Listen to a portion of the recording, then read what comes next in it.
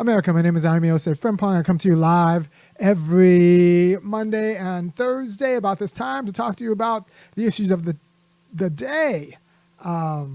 Thursday, I'll probably be talking about Israel and Palestine and what happened in Gaza. But for today, I'm going to talk about why our life is PG. And PG doesn't mean for kids. It means there is parental guidance that it is necessary. Right? In the absence of parental guidance, you get kind of a mess. And it's not obvious that this is the case. And people get confused because they see these people who had strong, thoughtful, intelligent parental guidance for a very short period of time, and they end up fine. But maybe their dad died at like 10 or 12, or they had to move, so something happened and the family was split up. But what they had was strong and rigorous parental guidance up until then, right? Or they get very good parental guidance from people who aren't technically their parents, maybe grandparents. And so this all gets confused, and it's not obvious that life is PG, which means not for kids, but it means like it requires parental guidance because we're dealing with institutions that have been made sophisticated for generations. And so you need kind of a generational approach to them in order to have some sort of internal logic of them, or else you're just kind of gambling with them, or you're living a life on someone else's terms insofar as you are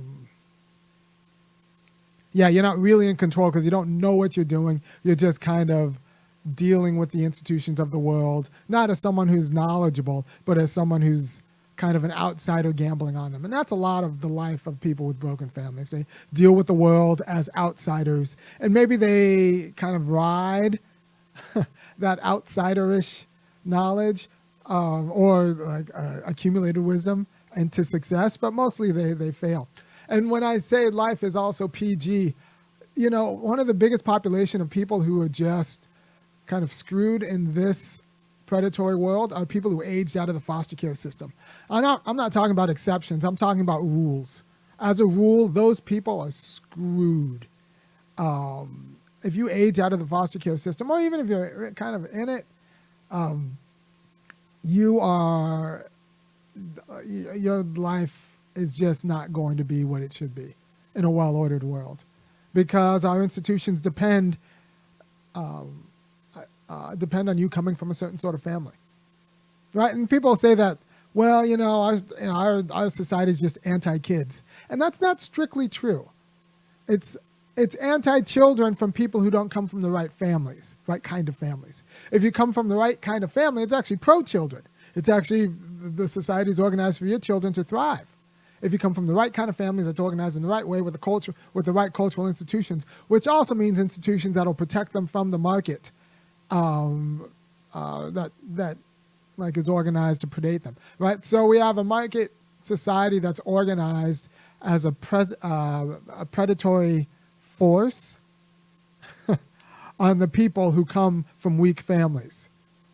But if you come from a strong family, you could use the market to your advantage, and your kids are immune in a way. So when we think that our society is anti-children, that's both true and not true. It's anti some people's children. It's actually pro some other people's children, as long as they come from the right family. And remember, when I say life is PG, that just means it needs parental guidance. It doesn't mean it's for kids. And then what if you skip the PG part and go straight to R? You don't really know what's going on because you weren't actually weaned on the PG stuff, right? So, the long story runs that as infants, as children, we come in knowing nothing and able to do nothing. We can't actually do anything. We're shown how to do anything and have things done for us, and our wants are interpreted by our parents. And our parents don't deal with us in general. They deal with us in a particular way, which is different from other people's parents dealing with them in a particular way. So all care that's given to children is particular in character. And that particular is going to have particular kinds of blind spots or particular infelicities that might get you raised technically insofar as it gets you aged without dying, but without like the cultural commitment of and the cultural insight of good leadership, right? So people always think that when I talk about family resources, I'm just talking about money, and I'm not just talking about money. Actually, I think money is important, but it's not the most important thing. The most important thing is culture. It's very expensive. It's very expensive to make up for a bad family culture. You can have, and I know a lot of rich people who are bad parents who have had to like pay for the multiple rehabs and the multiple screw-ups that come with multiple lawyers involved and the multiple private schools, all of that stuff that comes with, and the therapists, all of that stuff comes with like a bad family culture. So thinking that money is the issue, it's actually cheaper just to have the right family culture.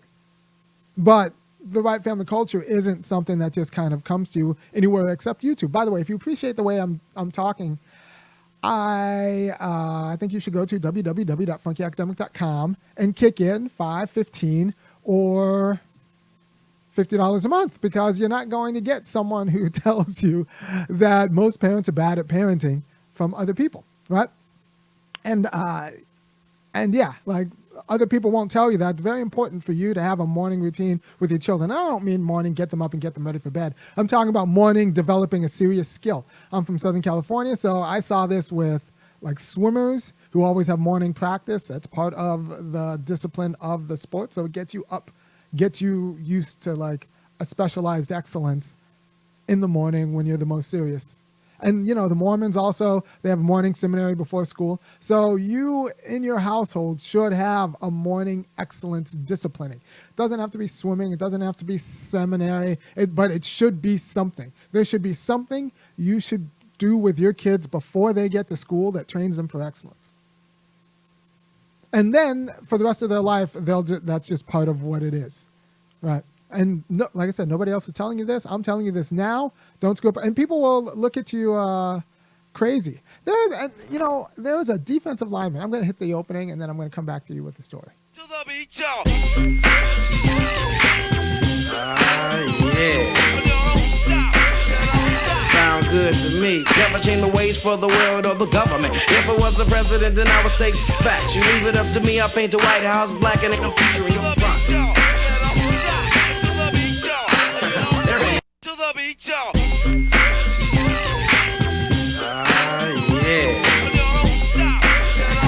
Sound good to me. Never change the ways for the world or the government. If I was the president, then I would state facts. You leave it up to me, I paint the White House black and it can feature in your front.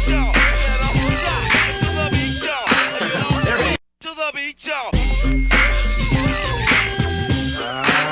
Yeah. Sound good to me. Never change the ways for the world or the government. If I was the president, then I would state facts. You leave it up to me, I paint the White House black and it can feature in your front. To the beach, y'all. So Aaron Donald, I was reading. I mean, football isn't really my thing because I just think of CTE and it's just so hard. But I was reading about Aaron Donald because he came up for some reason, and I just kind of Googled him. And, came from working class parents. His dad got him up at 4:30 in the morning to do, for conditioning, starting at 12 before school. This is working class black dad. Working class black dads will change the world if you just give them a little bit of rope. Working class black dad got his kid up, didn't know anything else, but knew that if I get my kid up at 4:30 in the morning to do something consistently, he's going to be excellent at it. Now, I don't think you should do this for football, but I do think you should do this for something. My kids play music, before class for an hour, before school, they have morning practice. That's just what their life looks like. And that's just what their life is known to look like. That's just what their life will always look like. And what I want that to instill in them is that you wake up and work towards excellence before you even eat breakfast. That's just part of what it is. And a lot of people screw up childhood. They just think that childhood's for indulging the crap out of their children. So their child will be happy. And then they're surprised when their child is like 8, 9, 10 and can't do anything and is averse to doing anything because they now feel entitled to be happy all the time. If you just get an end around that, and like I know a lot of women in the, and I'll get in trouble for calling women women. So a lot of women in the comments will be like, you should just let the kids be kids. No, you're just bad parents. Like, no. Kids are future adults, and you should train them that way. And you know what? They'll get more joy. They won't get the wrong kind of entitlements unless you give them the wrong kind of entitlements. And they'll get more joy out of life because they'll actually be able to discipline themselves into doing things rather than you're brats who then you're surprised like a brats, right? So get your kids up in the morning, get them doing things. Yeah, well, getting someone at 4:30 for conditioning is awful physical advice. Yeah, in a way, but that's presuming that they're going to bed when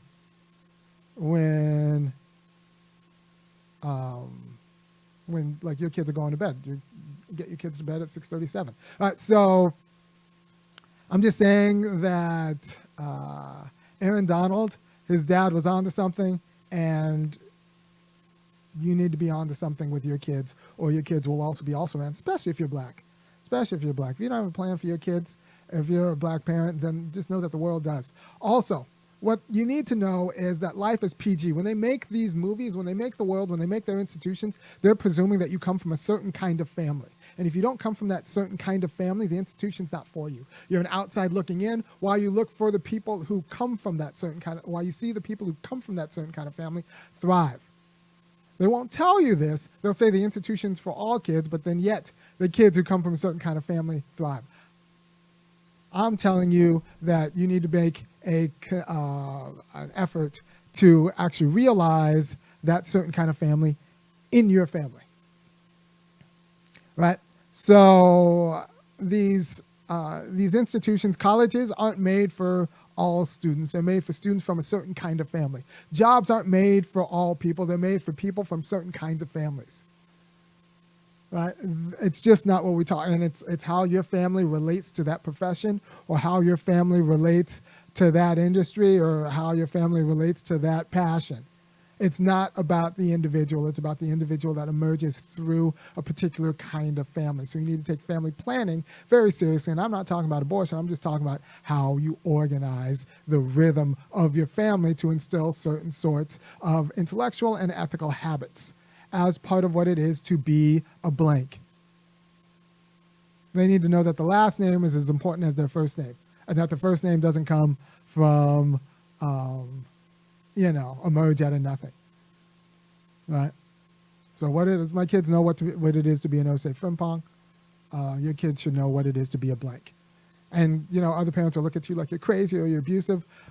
Let them have their screw-up kids who just do what they want. And you take my advice and it'll end up being better. All right?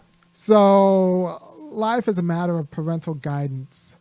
And if you don't have that parental guidance, you're looking at the institutions from the outside. Or if your parental guidance is bad. Look, if you have fed bad stories about the world, or like self-indulgent stories about the world from 4 to 14 or from 4 to 11, then it'll take you to like 25 or 30 for you to actually for you to figure out what's what. Unless you're like super attracted or super athletically gifted. For the most part, if you're fed nonsense, then it takes you like decades to figure out what's nonsense and what's truth. Because the nonsense will always be laced with a little bit of truth.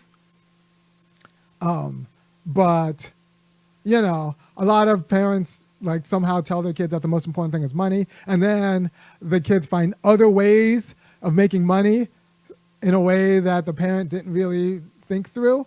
And so now the parents undermine themselves because they've been teaching the kid that the most important thing is to make money. And now they're surprised that they raised a mercenary hustler, or they've been telling their kids that the most important thing is to be like independent or whatever. And now they're surprised when like their child can't keep a spouse or doesn't want kids, or like is selfish, because they don't want anyone depending on them or to be dependent upon anyone. So they're like bad partners.